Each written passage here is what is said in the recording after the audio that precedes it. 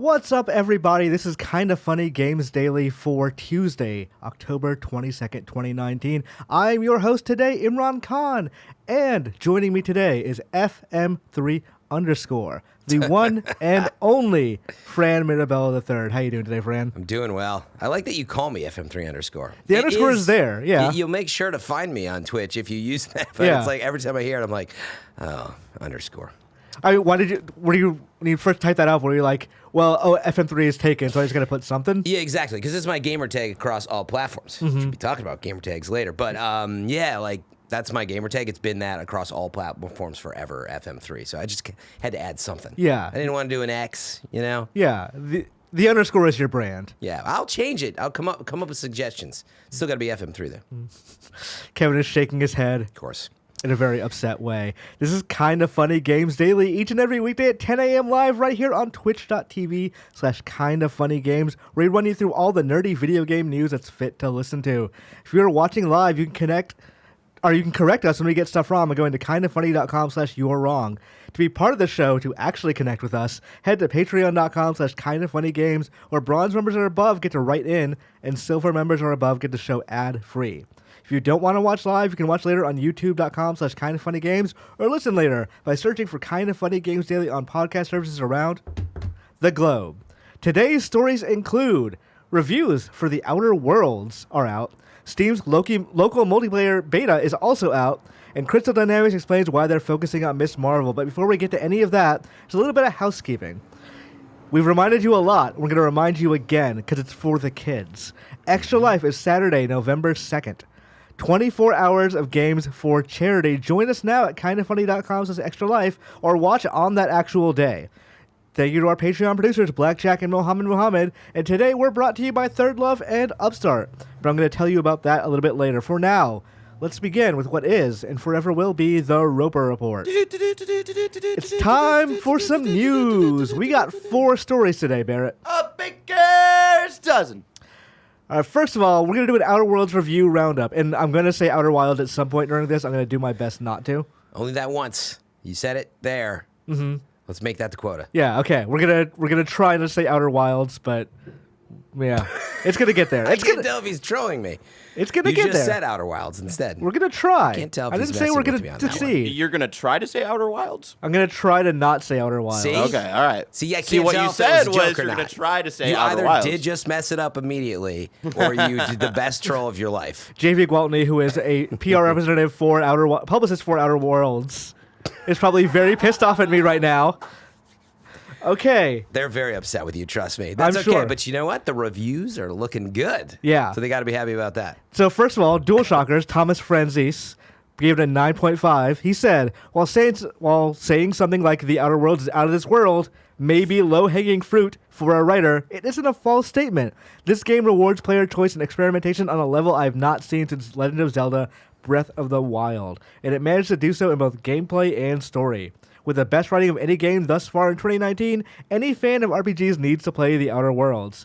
Game Informer Joe Juba, that sounds like a made-up name. Does, right? Old JJ. Yeah, good old JJ. He's very upset with us now, though.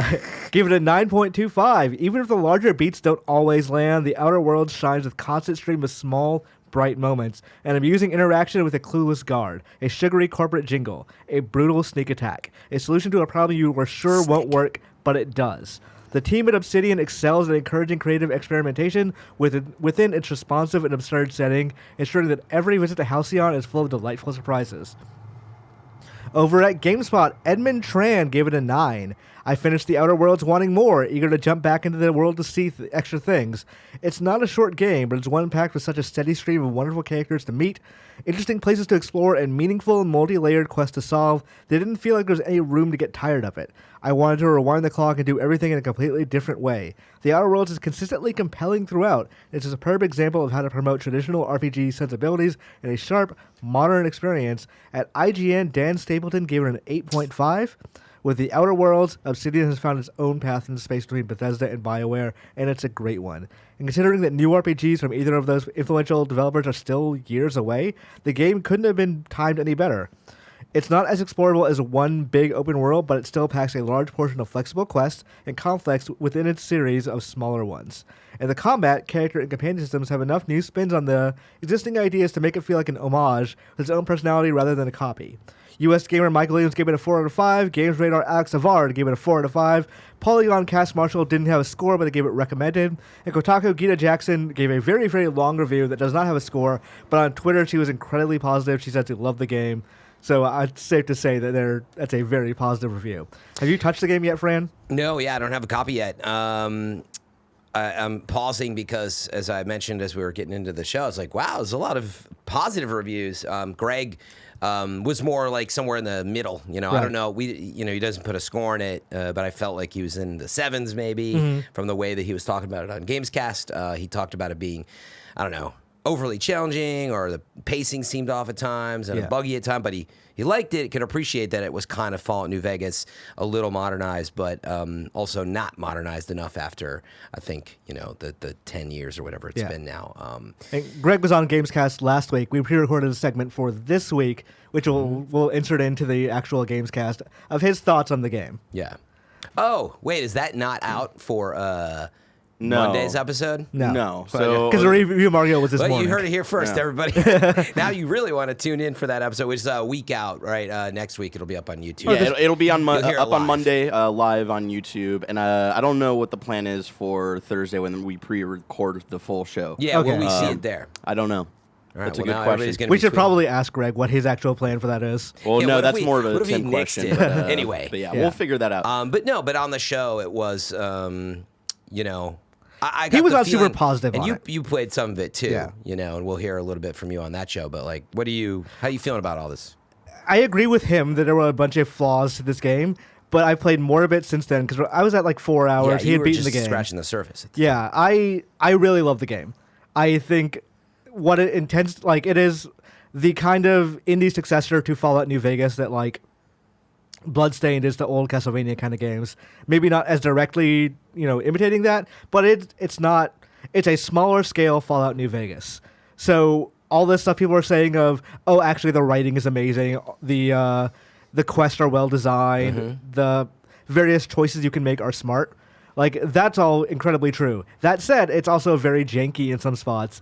The UI is not great. The UI is terrible. I just started playing last night, and you were super excited about it. It was to the point where I left the room when you guys were talking about it because I didn't want to get like influenced before I started playing it. But I finally sat down and played like 2 or 3 hours last night, and it's giving me that like classic Fallout feel. Like I'm really excited with the story and characters, but the glaring issues, the UI, the map and how that handles. Like, the map is terrible. It might be one of the worst maps ever in any game I've played. I don't think I've actually used the map for any, like, I just walk towards the direction I think I need to go. Yeah, I'm so used to, for games like Fallout, where if you have several quests that you're trying to keep track of looking at a map and seeing, like, specifically if there's a route that I need to take to get around things or whatnot, and just using this one, it's just awful. And then the UI feels like dated. It's not like a huge problem, but when you go into your inventory and are trying to swap things out, you're just like, this feels like 2004 all over again. It's weird. I think I said it on Gamescast, but there was a time where I was just trying to figure out why I could not disassemble a gun.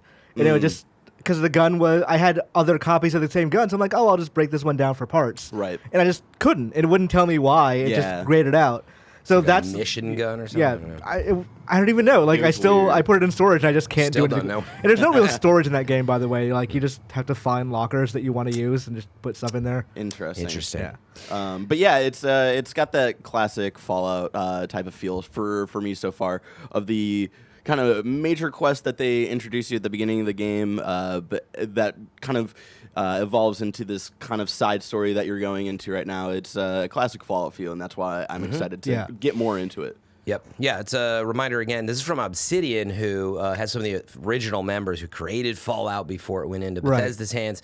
And then on top of that, they did Fallout New Vegas. And so that's the note, again, if you're interested in the game in particular and you like New Vegas. I mean, I have a feeling you'll really like it. If you like New Vegas, you will like this game. Yeah. If you did not like New Vegas, this is not going to do anything for you. Yeah, you may not like it. It is exactly the same kind of thing on a smaller scale. But, like, there are so many cool things about it. Like I've been kind of doing a save reload kind of thing just to see, because I don't have time to replay it again. So I've been just kind of like going through and like, oh, what happens if I did the quest differently this way? So there's one point where a guy gives you a quest. He's like, go here, go do this thing. And I was like, okay, what if I just kill you? So I did that. Right, which and, is and that's what this game is all about, by the way. Yeah. That should be the poster tagline for all these games. What if I just killed you? What if I just kill you? And it's a like, target on someone's like. It pissed off my compatriot, and she didn't want to hang out with me anymore because I just killed someone in cold blood to get the thing. But I got the quest, like, done. I didn't have to go do a thing and then spend a whole bunch of time and effort and eventually resources taking out a dungeon of marauders. I just killed one guy. So theoretically, if you think about it, I'm really the moral one there, because I only killed one person as opposed to like 10. Oh, that's your morality. Yeah, that is my morality meter right there.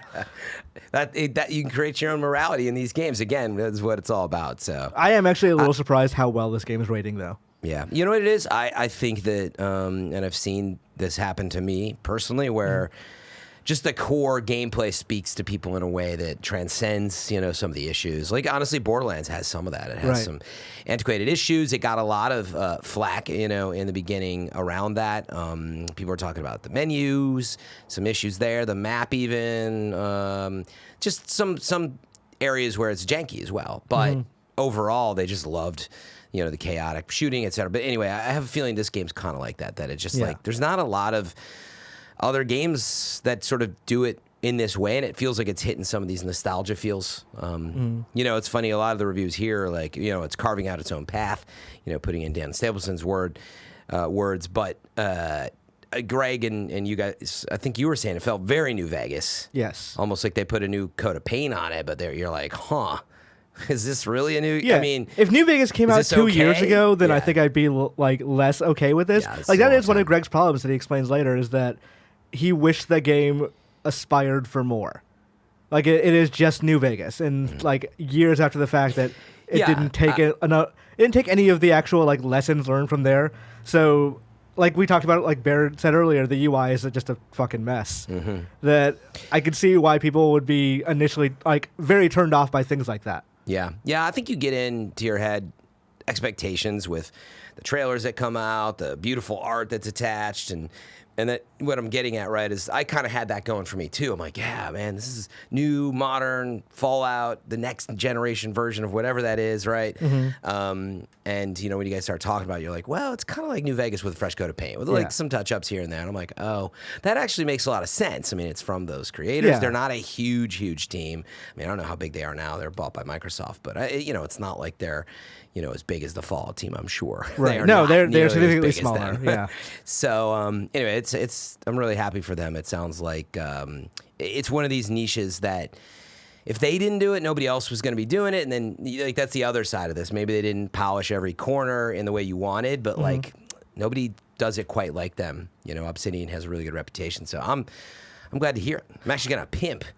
I did a piece. IGN Expert Mode was a series that I produced when I was at IGN. It was part of the Facebook stuff. Barrett remembers this. Brag about it. We did one on. I'm not bragging. I'm just pointing to an awesome piece. No, it was a fun series. I liked was, working on it. The executive producer on that I did. No. You guys should check it out. It's IGN Expert Mode for Fallout New Vegas. You can find it on YouTube. I didn't know we did Secrets that of one. Fallout, how an abandoned sequel led to New Vegas. I came up with that headline with it. Nah, maybe I didn't. That could have been Ryan McCaffrey. Nah, I think about it. I didn't know you guys did that one. The only ones that I helped out with were Psychonauts and The Last of Us, which were great episodes to work on. You didn't know about Fallout New Vegas. No. I Exactly, didn't. yeah. So check it out. It's honestly, it's from one of the producers there. But I recommend it because it gives you some insight on how they think about designing these games and the RPG element and the morality and all that's really important. And anyway, let me ask you a question, Fran. As somebody who has reviewed games for IGN, what consideration, if any, would you give to the fact that Outer Worlds is day one on Game Pass on PC and Xbox One? Like, would that matter to your review at all? Would you be more forgiving of flaws, or? No, I mean, this is the problem, and I've struggled with it in my review career. People they're like, the price doesn't matter, and they'll say it doesn't matter, and you could even argue it doesn't matter if it's an indie team or a huge AAA team, and it's like that shouldn't matter because it's a game, and it's game, and you should just review the game. So what I'm getting at is, no, I can't affect your viewpoint of as a game. But what I do think is important is you talk about that and say, oh, if you want to just try it on Games Pass, though, and like, is it worth an hour of your time and you already have it, that's a different viewpoint, if that makes sense. But I don't think it changed the review of how you feel about the game. You know what I mean? I think you're right. As somebody who also reviews games, you're correct. But I don't. What you're saying about it not being like, doesn't matter if it's indie or whatever. I think you do keep those considerations in mind, whether it's subconsciously or not. People do all the time. Yeah. I'm saying you're not supposed to, don't you think? I mean, Outer Worlds specifically, there's going to be a lot of talk when that game actually comes out about the fact that I don't think a lot of people don't know it's not open world. Yeah. I think people think it's as big as the Mojave was in Fallout New Vegas. It's not. Like, literally, the areas between towns are valley hallways that you just kind of walk through. It takes maybe 5 minutes to get there. It's much more narrow than that. So, but the reason I don't consider that a big deal is because it's not not a game being bankrolled by Bethesda. It's a game being bankrolled by Take-Two's indie label. But that's where we really get into the ethics of it all. I know what you're saying, but like I would argue, I'm like, well, but just as a game, how do you feel about what's in the game, the pace of the game? Does it need a big open world? Right. And if it does, then you should say so. And if you feel it needs to be dinged because it didn't provide you enough, then you should. I mean, if that's the precedent for this type of game, that would be my argument, is to say if you're feeling that way, then and maybe now that I hear you saying it, I'm like, maybe that's what brings your viewpoint down a little. Maybe you want more of the open world. It's one of those things of like, if this game was published by Bethesda, I don't think the review scores would be as high, even if the game itself were exactly the same. And like that's maybe unfair to say to the game because it's a fun game. It's just that those expectations do color how we see these kind of games. Yeah, they do. I hope they don't for a lot of people. It's hard not to, though. You're right. I'm not arguing with you. It happens all the time. But when I run into that situation, I try not to let that get in my head. I mean, the truth is I see the opposite, which is, like we'll see really big AAA studios like Bungie, release a new IP or Bethesda or whatever. And like there may be some really good redeeming qualities and things happening, but you expected this AAA perfection. Right. And so the axe comes down on you. And I hate to see that side of it too, which is, I feel like, just to make sure we're clear on the one side, I love indie developers that do a lot with a little. And there's a ton of credit due there. But I also really get triggered when I see people come down on the big AAA studios because they're rich. They should have known better. It should be perfect. And it's like they're still just like a game studio with the same type of people. They might have had some more resource, but it's just, games get made in a very similar way, right? It's got a creative director. It's got the same choice structure. Sometimes you just have more resources. And so anyway, that stuff shouldn't taint the review is the short answer. Right. Taint is an interesting word. Tilt, I think, might be the better one because I do think that like these kind of things do affect, and it's as we start moving forward in the industry and we start thinking about because AA games are disappeared for at least a generation. Those things are basically gone, and I feel like we're kind of getting back into them with games like Outer Worlds. That's and what I was going to ask. What was an example of a AA game for you? Like an older example of a AA game would be like Darksiders. Okay. And I think we're getting into this kind of thing now where games are being made under an indie label, but by established developers that are roughly like AA quality, but we're not calling them AA. We're calling them, I don't know, prestige indie games or whatever. So like games like this or Control, I think are games that we're starting to look at in the AA context, but we're not considering them AA yet. Yeah, I know what you mean by that.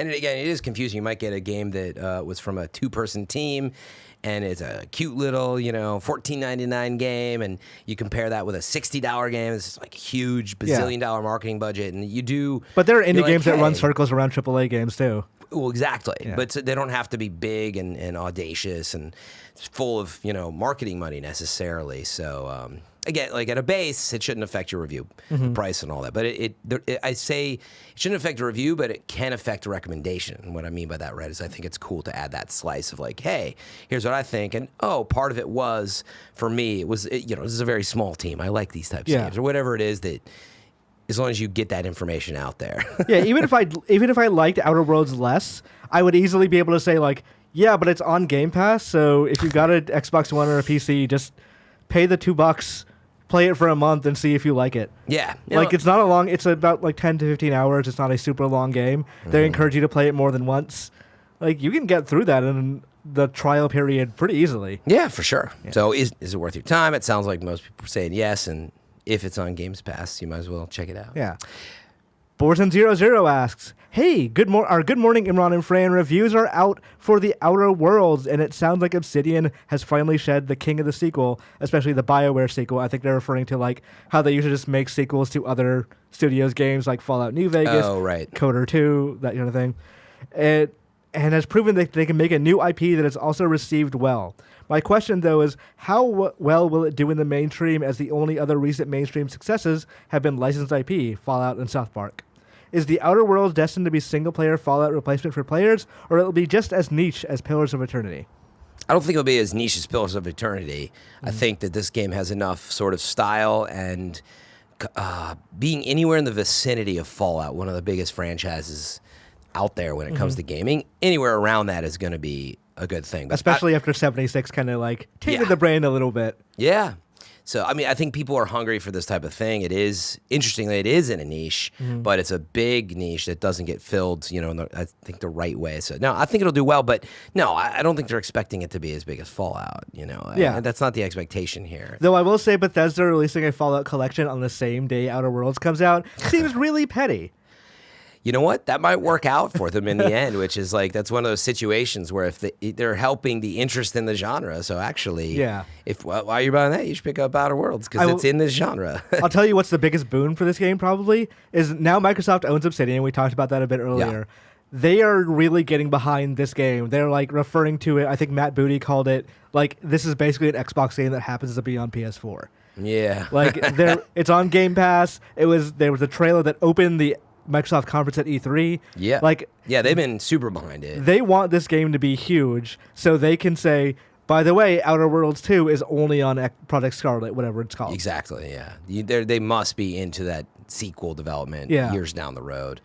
I think that's the one that we're going to get that hopefully modernized, like big jump. And probably I mean, that's another question, though. Like, assuming this game does great for Microsoft and they do toss the money behind a big sequel, do you want it to expand in scope, or do you want them to keep it to what they did well?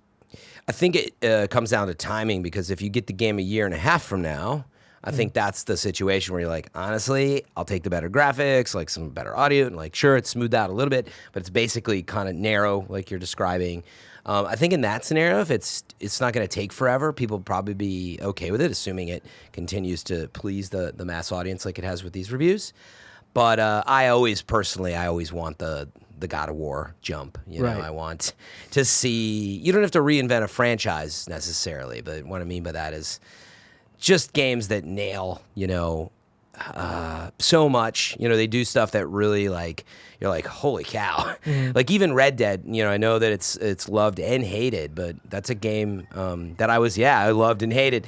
But there's moments in that, and especially on the consoles, I'm just like, how the heck did they do this? It's amazing. And it was experiential. And so anyway, meaning I would love in this type of game, you know, we haven't really seen it actually, because Fallout's janky too. Yeah, Fallout is. So can we do this right? Infamously janky. So I'll take, I guess personally what I'm saying is I will take the 3.5 year wait from now, or 3 years, whatever it's going to be, and wait for hopefully a big next gen drop with a lot of upgrades. I want a new Alpha Protocol. A new Alpha Protocol. I never played. I assume Sega owns that, so Sega, get on it. All right, Sega, you heard it here first. Speaking of Microsoft, Xbox Live Change enables you to choose any gamertag you want. This is from VentureBeat by Jeff Grubb. Xbox Live is changing the way gamertags work. The service now enables you to change your name to whatever you want, although you will get a numerical identifier to go along with that. Of course, you can still use your hateful, or you can't use a lot of hateful suggestive words. Whoa, Amron. I missed the point on that a little bit, and the length maxes out at 12 characters. You can change your gamertag once for free, even if you've used your free name change in the past. Under this new scheme, any name you choose will work, but it will have a number followed by some numbers on PC. On console or mobile, you will get your name immediately followed by the same numbers without the number sign, the hashtag, pound sign. Xbox Live now also supports many foreign language characters. So you can go as just J on Xbox Live on PC. But if someone wants to find you on the service, they'll need to look you up for something like J number or pound sign 2666. If you go as J parentheses J number 2666 on Xbox Live on PC, players on Xbox One and mobile and within games are still going to see you as J266. So it's a little confusing, but basically there's a number attached to it.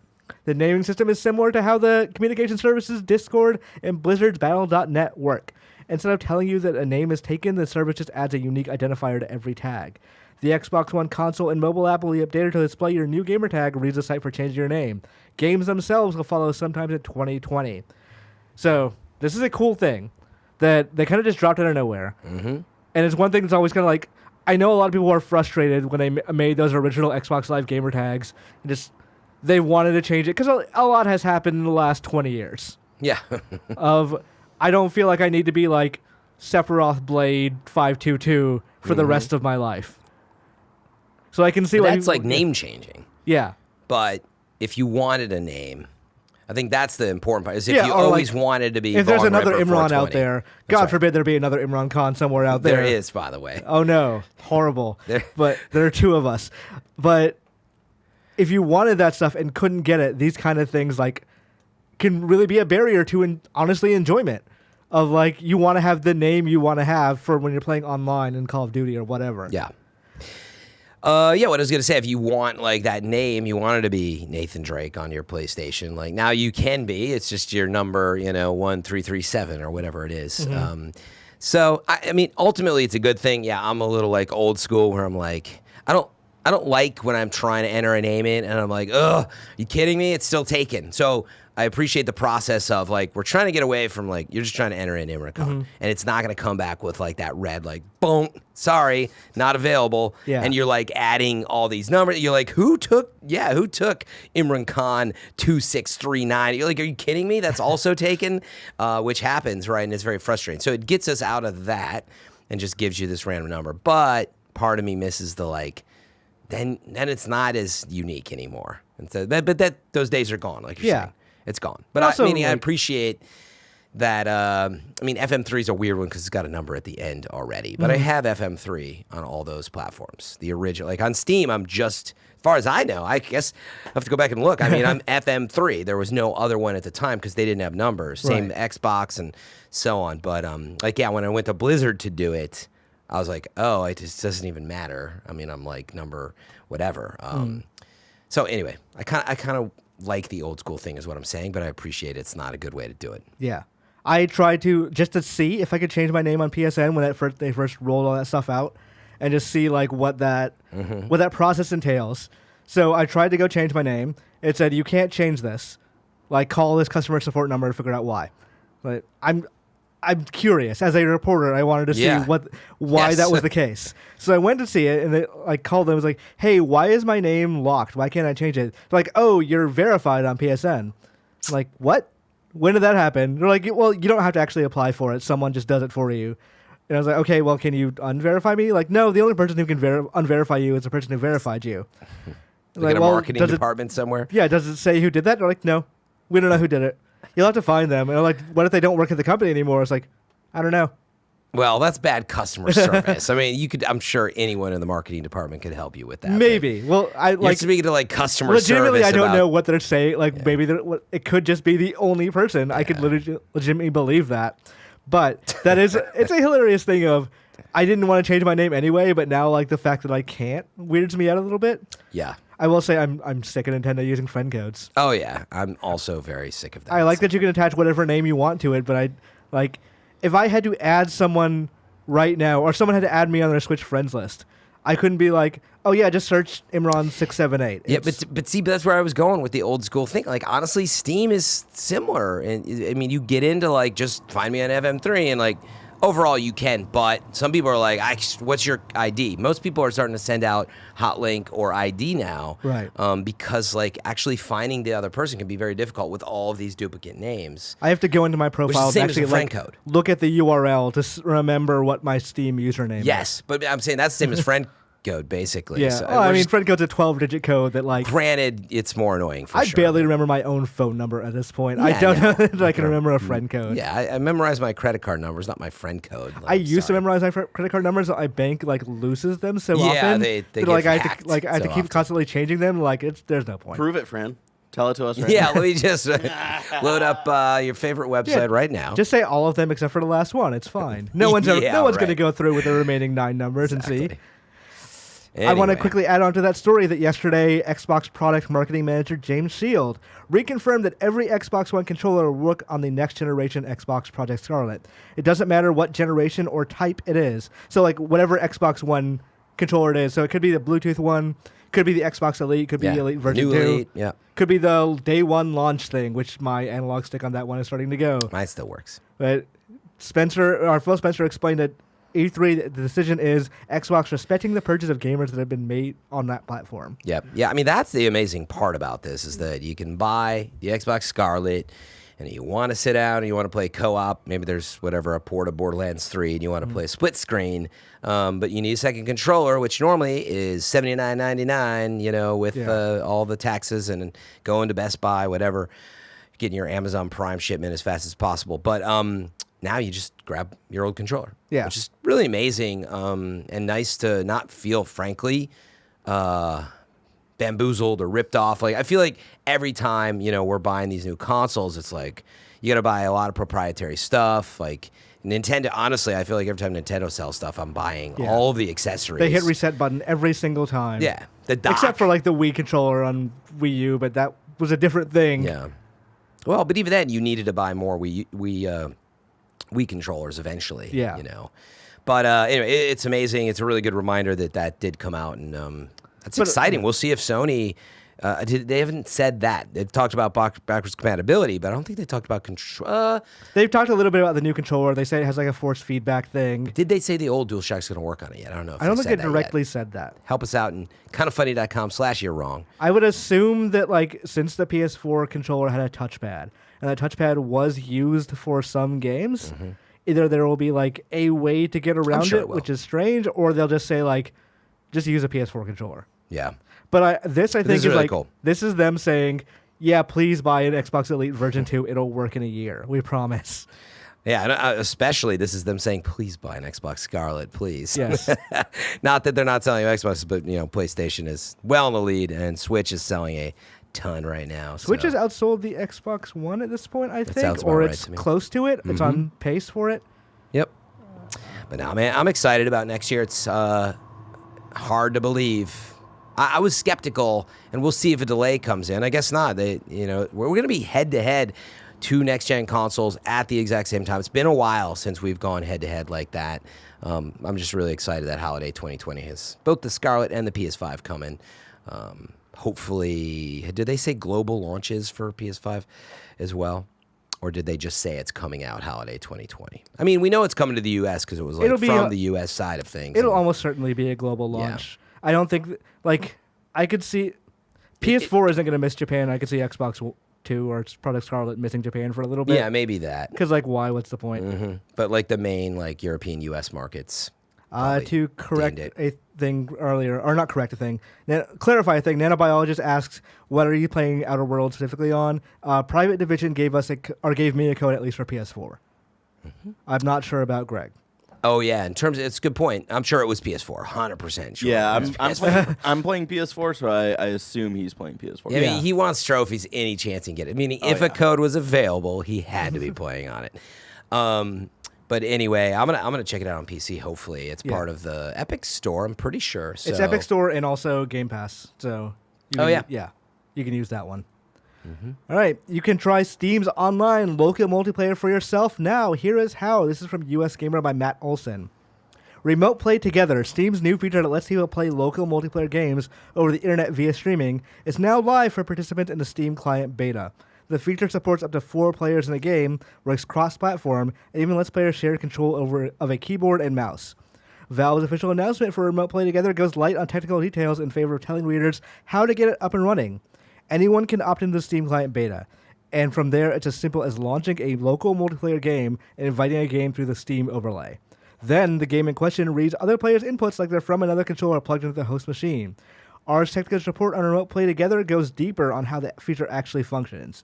The host of a Remote Play Together session streams out a video feed of the game from their machine to other players, who then essentially play along to the stream. In a statement introducing the feature to developers, Valve recommends a 10 megabyte per second connection. We're streaming at video up to 1080p and 60 FPS for players with acceptable latency. Surely, remote play together will be better suited for some games than other games, depending on how much latency factors into play. Still, it's a different streaming beast than Stadia's bandwidth-hungry architecture.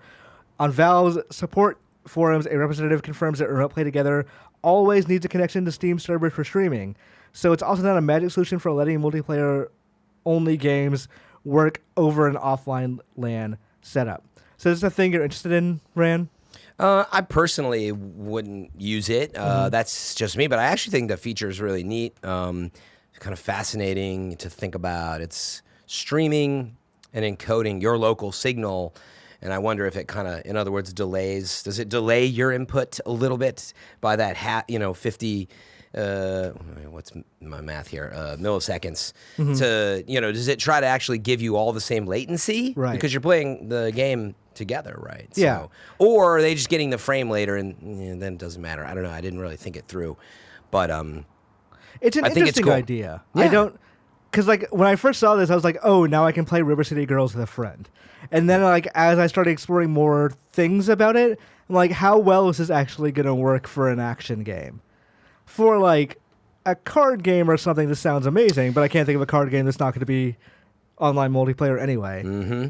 But yeah. Yeah, I don't know. I know some people have tried.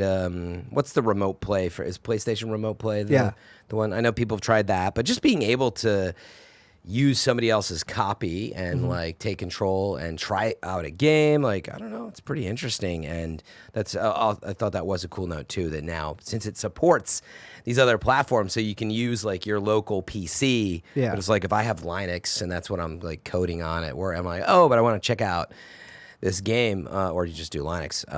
Linux. If you have a Mac, Yeah, I was about to What's call you wrong? out. I Fran. know. What the I was fuck? like, am I pronouncing I was it wrong? thinking of Linus Tech Tips, I guess, and his branding is so awesome. But of I was course, like, it's Linux. has my like, I mother know that. lied to me for the last 15 years on how to say Sorry, that shit? everybody. I don't say Fran, Linux. You freaked me out. You can't do that. I was up very late grinding Destiny, as you're probably not shocked to hear. So I'm a little off.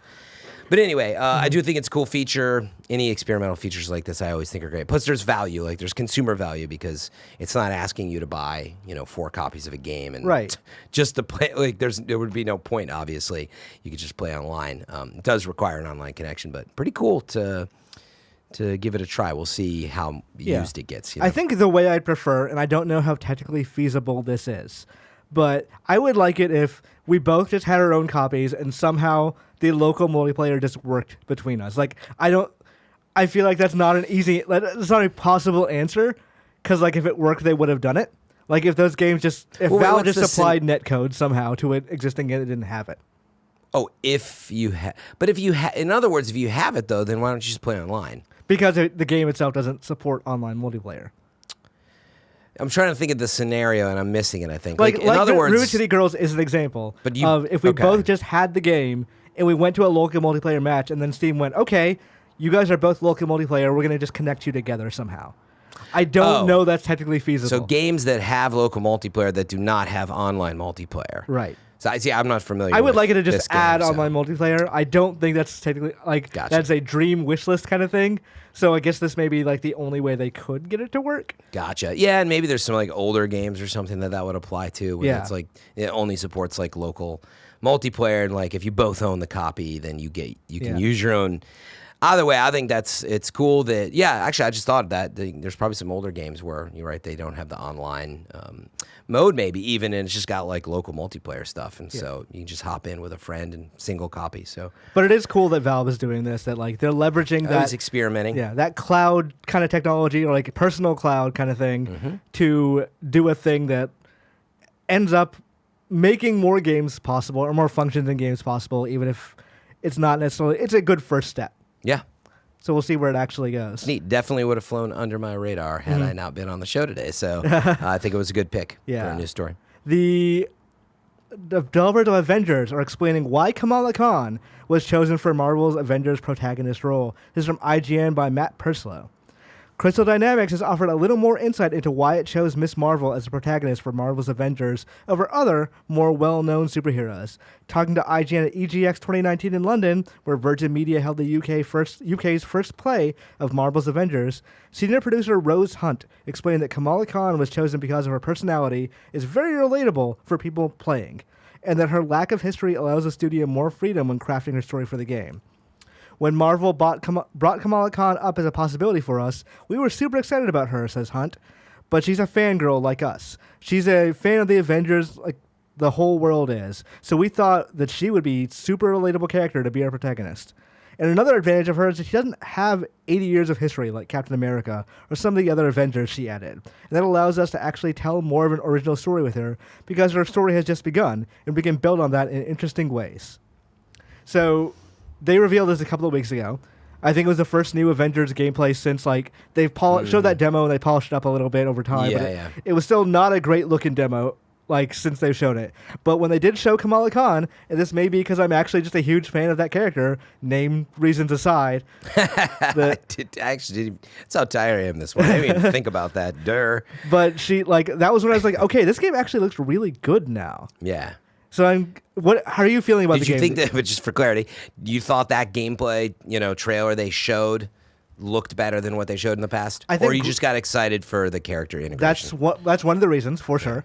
But also it just the actual so part of the problem I had with that is that it looked off. Like all the characters looked off. So maybe it was I wanted it to look like the MCU and it wasn't subconsciously that was tainting it. I don't know. Yeah. Have you seen all the movies with those characters? It's a little tough comparison at this point. But like Kamala Khan, I read her comics, obviously, so I know what she looks like. I think I played her in Ultimate Alliance 3. But this is the one that I'm like, okay, actually, she looks fine in the game. Mm-hmm. Like, in the cutscenes and all that stuff. And her actual, clearly the battle segments in the trailer were edited to look a bit more exciting than maybe they actually are. But it looked more interesting to me. How are you feeling about the game these days? I'm still interested. I mean, you guys had described playing it and some stuff that I just haven't really seen. In terms, some people were like, "Wow, it's kind of like Destiny," but not. And then how's that going to work? And we have all these questions unanswered of how it is a seemingly somewhat persistent online shared world, right. And yet it's this driven campaign. So I don't understand how it works yet without playing it. And I honestly haven't looked deep enough, I think, into interviews and some of the footage. Mm-hmm. So I'm optimistic about it, though. You know, I'm not the biggest Marvel fan in the world. What I mean by that is I am nowhere near the knowledge that you guys have. I've seen the movies. I used to watch, X-Men cartoon when I was younger, and I've dabbled here and there. But I don't appreciate the world as much as many others. But I like the material. So meaning it's one of those scenarios, right, where just because it's a Marvel this shared world game, I'm still looking at it from how's the gameplay, right? Right. The Marvel stuff I could take or leave because you're right, I'm just not as into that side of it. So I just don't know enough about the gameplay. So. Do you think as a fan who's not necessarily a Marvel fan, not super into Marvel comics? Yeah, it's not that I don't like it again. I just you know how that is. It's if you like Star Trek and you don't like Star Wars, it's going to be hard to get excited about the next Star Wars. Did you watch the new trailer? I did. What'd you think? I just watched it once, and I got real emotional with the vibes of oh man, I've been watching this for my whole life, and this is supposed to bring this chapter of this story to the end, and so I really got that vibe, and it seems to be the main thing they're going for. So I really appreciate that. I'm super excited. I think JJ always delivers. For me, I feel like the right in the middle of it was good. There's always some stuff that describes him pretty well. The right in the middle kind of thing. But I'm never disappointed, and so tons of beautiful shots. Anyway, so I didn't watch the trailer. Once I get tickets, I'm I don't need to watch it. I'm already bought in. Yeah, but it's a cool trailer. What I was originally trying to ask is So as a non-Marvel fan, as a non-Marvel fan, do you feel this game is less marketable if it's not Iron Man is a protagonist? He's the one you're starting the story with.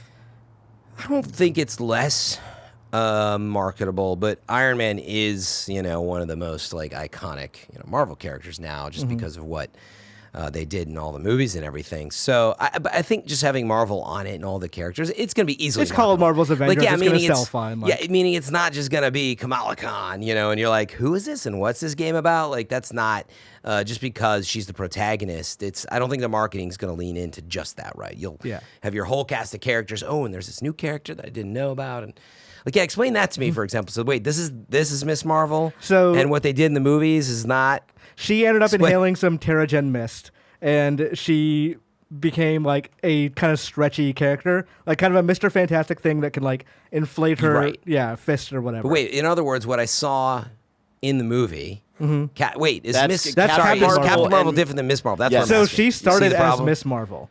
And Wait, then who, what? she started as Miss Marvel and she became Captain Marvel. So the current Miss Marvel looks up to Carol Danvers, Captain Marvel. I So see. she's like, I'm just gonna take her name. Oh, you can be Miss Marvel and Captain Marvel. It's like a title, Yes, but you're Granted, like- actually Kamala Khan. Yeah. Okay. She didn't meet Carol Danvers until like I want to say a couple of volumes. No, maybe like one volume in, like the end of the first volume, and then Carol Danvers is like, okay, actually you do actually embody this name, so go ahead and keep calling yourself Miss Marvel. All right, to Gotcha, fully explain this, we would have to be here for another 2 hours for Fran to Yes. understand it. Now, I understand. I would now. suggest reading the comics because they're really good. At one point, she describes all her X-Men fan fiction to Wolverine, and he cannot stand it. I like that. Okay, I like the sound of that. Anyway, I'm definitely very excited about the game, and I don't feel like they shouldn't have to explain why they chose her. They have to though. Yeah, of course they do. Yeah. But I mean, it You was a know fa- the exact people who are like, why is this not starring? Yeah. But the silver lining is I do like the side of it where I was like, wait, this gives us a lot of things to shape. Mm-hmm. A character that people don't know as much about, and so I can appreciate that again as not a super fan. I think it's a better way to put it. I'm a Marvel fan, I'm just not a super fan. So as a Marvel fan but not a super fan, I'm like, oh yeah, it's gonna be kind of cool to see this newer story instead of all these other characters I know about already. So that game comes out in May, but Fran, So far. that is so far away. If I wanted to know what's coming out to the mom and grop shops today, where would I look? The official list of upcoming software across each and every platform as listed by the Kinda Funny Games Daily Show host each and every weekday. Ba-da-ba-ba-ba-ba-ba-ba-ba. Yeah.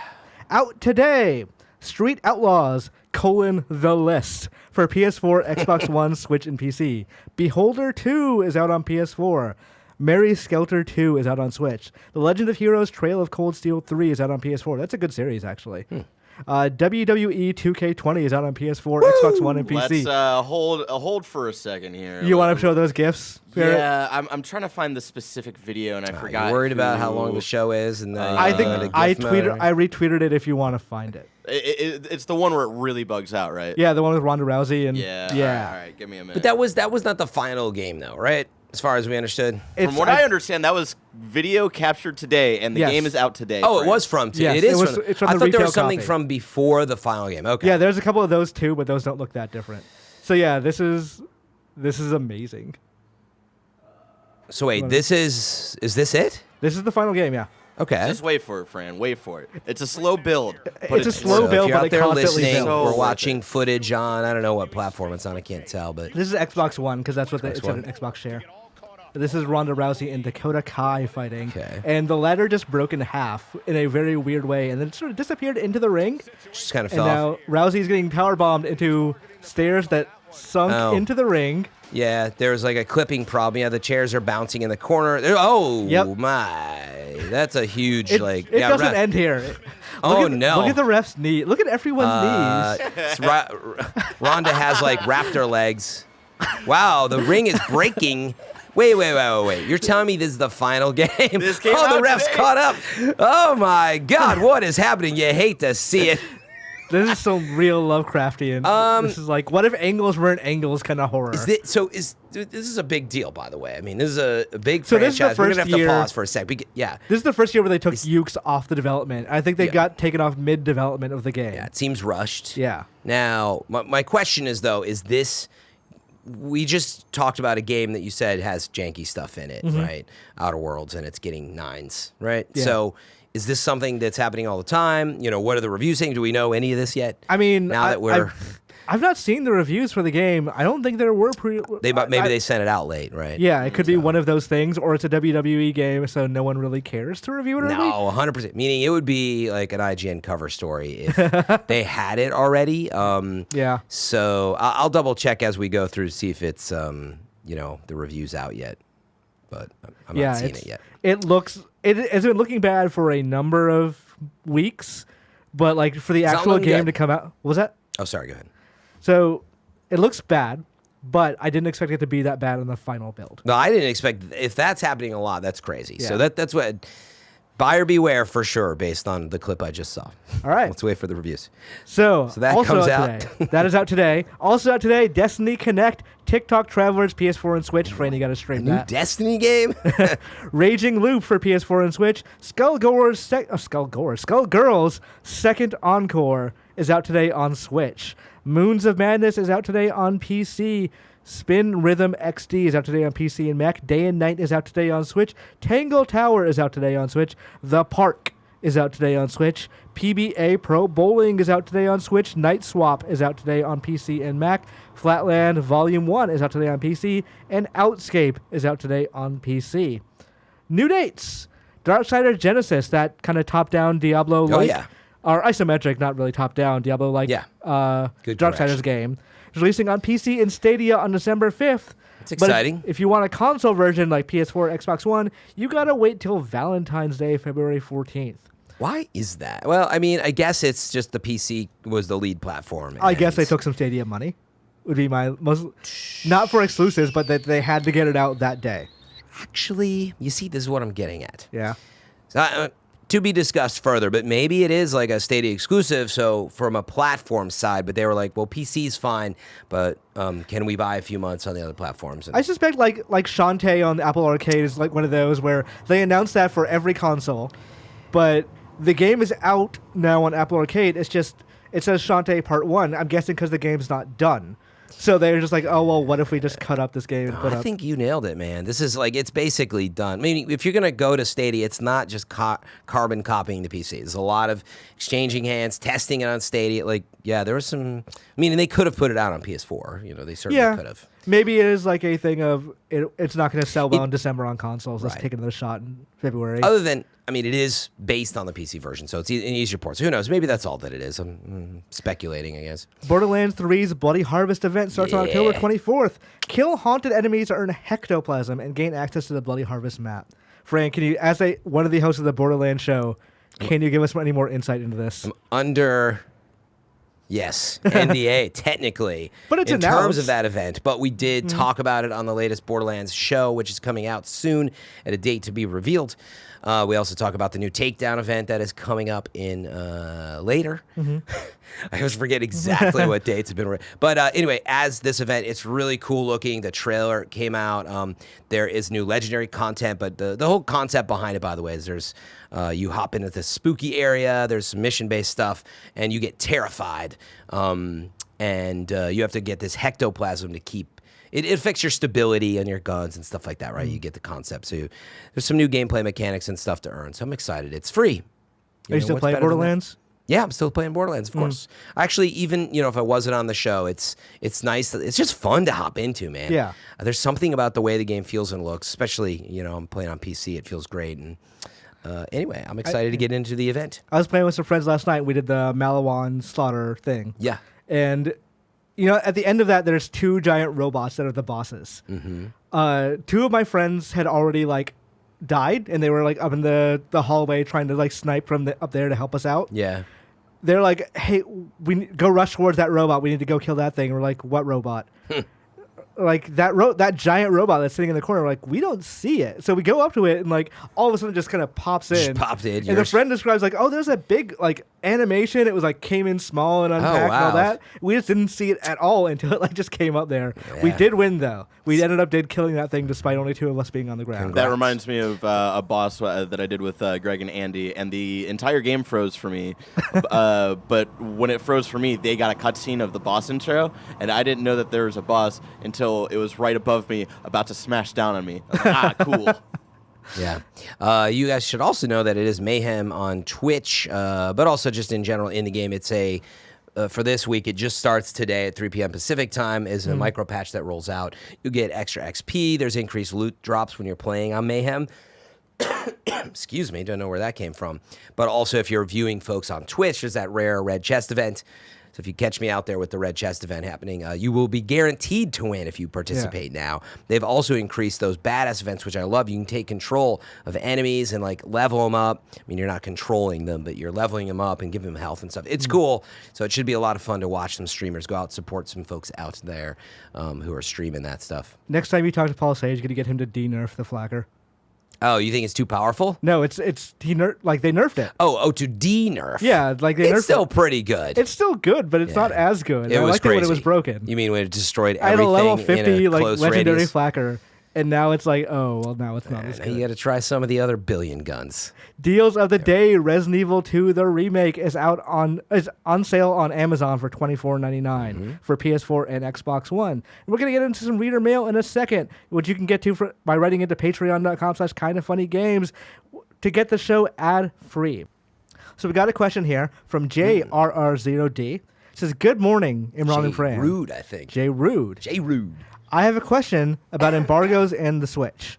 Since the Switch is an inherently portable console, does this affect embargoes that companies have on their games? Are you restricted to where you can play games before the date, or are you able to play games anywhere with the unreleased games? So I think what he's asking is, you got a Switch, Yeah, I get it. go play it in public. Like, oh shit, this guy's playing Zelda right now. Like, he's playing a new unreleased game that no one can see. Right. Like, is that okay? Yeah, that's forehead in Twitch terms, meaning duh. It's like having a private document, and you can't just go to the park and like leave it on the bench. And there's nothing explicitly against. Like, Rich George is not going to say like, "Hey, you cannot fucking do this." But if you do this, and someone says like, takes a picture of it, that's on you. That's on you, and you're going to get a phone call from Nintendo being like, "What the fuck did you just do?" And we've seen this happen with sometimes Apple hardware or test hardware for stuff. So yeah, I mean, the simple answer is, it's a good question, by the way, because it's meant to be played that way, but like you got to be careful. Right. I got this question recently because you got roommates or family members, and you got Death Stranding, right? Yeah. Can you play it in front of them? No. Yeah. That's what it is. Either that, or you could. Technically, it is not binding in the agreement. When you sign for a company, for example, so if you sign when you were at Game Informer, right, Imran Khan for Game Informer, you're signing for Game Informer. So if anybody, technically, that's the way it's supposed to work.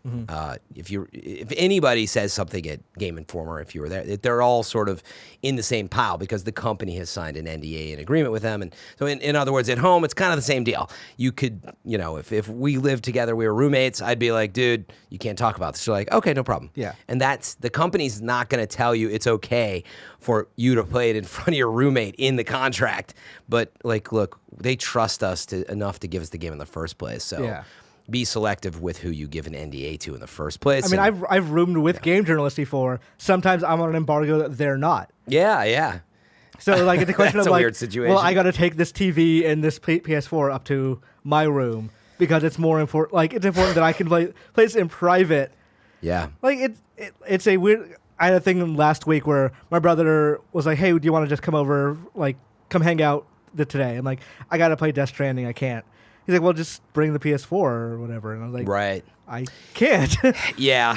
Like, and you got to be careful with that. It's a tough decision. I mean, it's like, what I was getting at is you technically can't because of the NDA, but they trust you enough that if you're going to go over, and let's say you do have a friend that's close enough that you'd be like, that you can't say anything. Technically, Sony, they would freak out. Yes. What I'm saying, and you're absolutely breaking the law, so you shouldn't do it. But Yeah. I'm saying hopefully they trust us enough to make the right decisions when you run into these. and they kind of limit those situations. things. Like, obviously, I'm not doing that for the record. I'm not out there playing Death Stranding in the park. They know that if like your wife sees it, like you play Death Stranding, that's not a big deal. Right. But like, they want to limit that stuff, so you're not doing that exact thing of, what if I took a Hori monitor and like plugged it in somewhere at the doctor's office and started playing Death Stranding there? That's Like, what Greg's doing right now. I know it. I assume that Greg has only been playing Ghostbusters Remastered for the last 2 weeks anyway.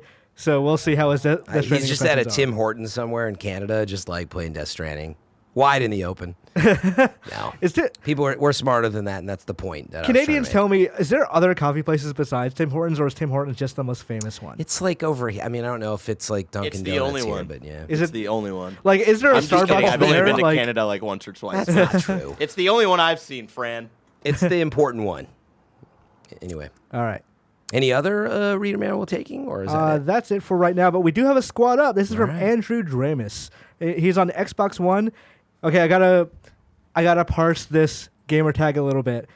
It is lowercase L space StarTrooper, one word space lowercase L, and he puts in parentheses. Yes, those are lowercase L in spaces. I'm sorry, I know it's bad. Ever since Imran talked about Code Vein on a recent Gamecast, I've had my interest piqued. And the game is a fun, quick romp that is stylistically impressive if you're an anime fan, Souls light. And the achievements are pretty easy to boot, all save for one, a multiplayer achievement. This pesky accolade requires you to grind out 400 marks and achieve the max level as a co-op companion. If you want to chat it up with a best friend and grind it out in the depths, shoot me a message on Xbox Live. I live on the East Coast of the United States and play most nights after work around 6 p.m. to 11 p.m. All right. So yeah, give him a shot with Code Vein if you're looking to play some anime Souls-like and help him grind out that achievement. Look what you've done. Speaking of what we've done, we're going to check out You're Wrong, which you can run into kindoffunny.com/You're Wrong and tell us what we didn't get right. My sheet's broken. I don't see anything. Can you scroll down? Is that what it is? Yeah. Why does it work that way? It does Barrett? that sometimes. All right. I don't fucking know. I didn't set up the Learn thing. to code, dude. I Fix didn't it. set this doc up. All right. We have plenty of your wrongs in here. All right. Let's tell. Videos of 2K20 are out before the day one patch, which has not been published as of yet. But that game is available on digital services, so... So yeah, wait. That It released without... So they have a day one patch, but it hasn't come out yet on day one? That is... Question mark? That's in and of itself a terrible fucking thing, but... Tim Hortons is not the only coffee in Canada. The only one I've seen. So Thanks for the additional info of what is the other coffee stuff. Starbucks and Dunkin' exist in Canada as well. Are they as good, though? Is there a reason people... I'm not going to fight that fight right now. Tim Hortons, they will come after you. Yeah, Tim Hortons. I got a Tim Horton mug, and I've no... Because I've never been to Canada. So I have no idea where that mug came from. I don't think I have any friends in Canada that would give me a mug. That sounds like a Jen Miller thing, though. Yeah. That sounds like a gift Jen Miller would give out. Possibly. I don't think she's giving me a mug. Though now I need to bother Greg to bring me a Tim Hortons mug. As of January 2019, Microsoft has sold around 41 million Xbox Ones as of June 30, 2019, and those shipped around 36.87 million Switch units. So they're close, but not quite hitting it yet. This one's interesting. I'm trying to read this, the one from Timmy Buddy that's talking about let's talk about WWE 2K19, though. Did they mean 20? The review was a cover story for IGN. For 19, though. Yes. But that was... And this year, 2K did not send out early access review codes. I see. So they did, it says they brought multiple YouTubers 2 weeks ago to play the game, capture footage. Maybe that's some of the stuff that's going up. 2K even waited too much longer than releasing the normal trailer and doing any first look stuff like they have in the past. So everybody seems suspicious based on this, and there's this big day one patch. Mm-hmm. So, again, let's see how the patch settles in and wait for the reviews if you're a fan. But based on that clip, it's a little scary. RHD16 says you can add mutuals on Twitter and Facebook if you connect your Nintendo account to them. So I assume he means on Switch. Yeah, I hate that. Because it doesn't show me, it says knows you from Twitter, but it doesn't say what the Twitter name is. So it's like, oh, this is John from Twitter. I'm like, who? Huh. It's like so-and-so 0015. All right. Do you see anything glaring? Did we get the Switch selling Xbox info yet? Yeah. Or it will.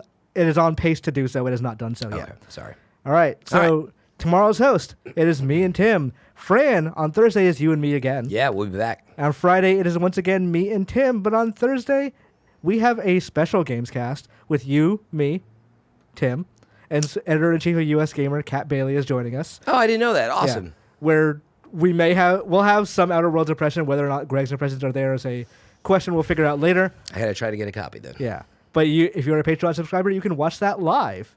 Or you can watch it or listen to it the next day. That's right. On Friday for Patreon folks, if you don't watch it live with us. Yeah. And otherwise, it's up on Monday. YouTube.com/kindoffunnygames. I can always count on you for the plug. Right? Yeah, everybody knows that I'm shameless when it comes to that. You might want to catch me on Twitch TV/FM3_ if you want to support me, or in the Epic Games Store if you want to support me there. It's just Fran Mirabella. How's That's that code my name. working out so far? Good. Thank you again to all the best friends. I feel like the best friends are the ones using it out there. And honestly, every little bit helps. You know how it is when you're out there freelancing and doing your own thing. And so use it on Outer Worlds, an exclusive. So. Yeah, anytime you can use it in Dauntless and Fortnite and all that stuff. So it's funny though that you do have to disclose. You're like, well, technically that could affect your opinion if you're trying to peddle every game on the Epic Store. How does that affect you as a reviewer? And I'm like, well, it doesn't affect me, but support me on the store and buy that game. But that doesn't mean I like it. I forgot. Yeah, exactly. I don't remember. All right, Fran, thank you for coming. And thank everybody out there for listening. We'll see you all tomorrow. See you next time. Been a pleasure.